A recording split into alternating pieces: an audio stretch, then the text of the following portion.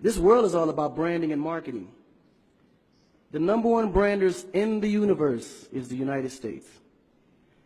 They made United States seem like it's the best place in the world to be.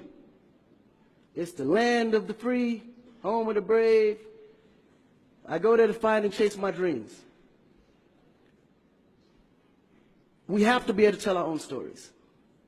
Directors, filmmakers, entertainers, it's going to be clearly, and the press, it's going to be your job to redefine how people think about Africa.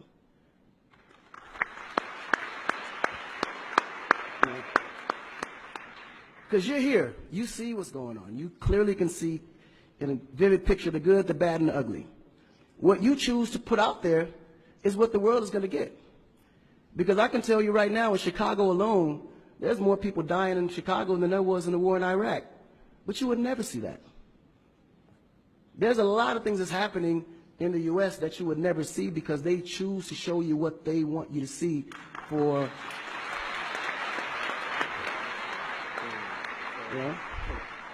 It's about country integrity. You have a certain reputation you have to keep. No one puts their family business out into the street. One of the problems we have in Africa is that when something happens, the press is quick to put out negative energy and quick to put out a negative story. And then that story goes on to internet and other broadcasting systems take it and they post it. So when you look at places like Kenya, for instance, that I know of, maybe what, 2 terrorist attacks?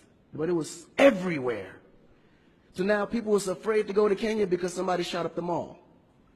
But then when you look online, there was over 25,000 attacks in the U.S., but you only knew about maybe 5 or 6.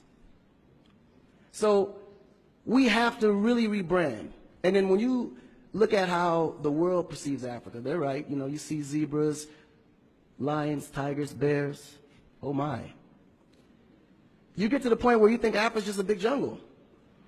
The images that they're showing of Africa is historical images. This is way before civilization.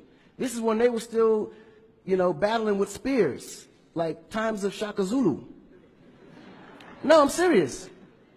But then when you look at the U.S., they're showing Superman, Batman,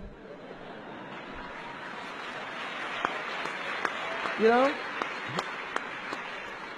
Where is our Superman? Where is our, like, Shaka Zulu should be a superhero today. Really. So we have to tell our own stories. I mean, even Jesus is white.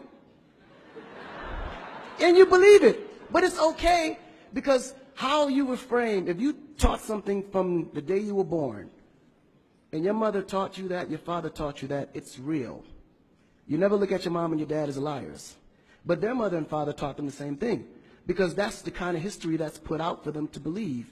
Our history books in the U.S. is all white American history, culture that's been borrowed from other nations. But Africa have to teach the same history of our ancestors, the great things that they have accomplished. You know? And it's going to be the jobs of directors like yourself, filmmakers like yourself, to narrate that story. How do we want to be perceived? How do we want that story to be narrated to the rest of the world? This younger generation, we kind of figured it out. Because now, when you look at hip-hop in America, every rapper is rich. Gold chains, Bentleys, nice girls by the pool with bathing suits in this big mansion. And then, when the video's over, they get on their phone and call an Uber. They don't even come in the Bentley that you just saw in the TV. But you go to Nigeria, we got Wizkid, Davido, P-Square, all these guys driving a Bentley, Mercedes. They actually own those cars. That's the difference. But if we don't translate that, they will never know. They think we're going to leave the shoot and go home on a horse or a zebra. Because that's what they know. This is why African Americans are so afraid of Africa.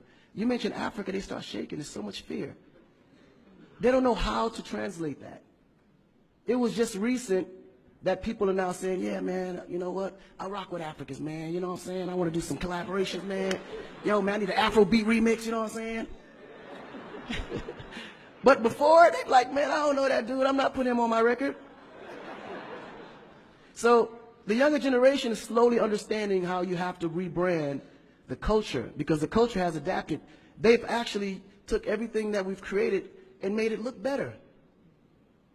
They made a superstar look like a superstar. When I look on TV and I see our biggest entertainers, they don't look like stars. That's why you can't really respect the entertainer.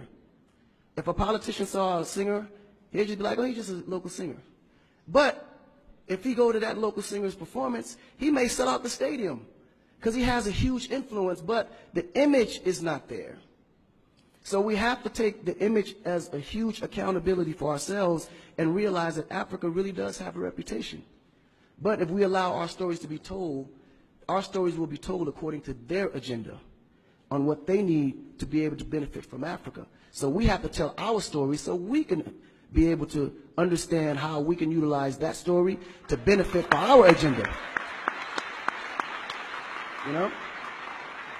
So in closing, this job is for the entertainers, the filmmakers, the reporters, and anyone that creates content. We have to rebrand. And we have to rebrand it in the way that we see it and tell the story to where they can understand it, feel comfortable, and want to come here and invest.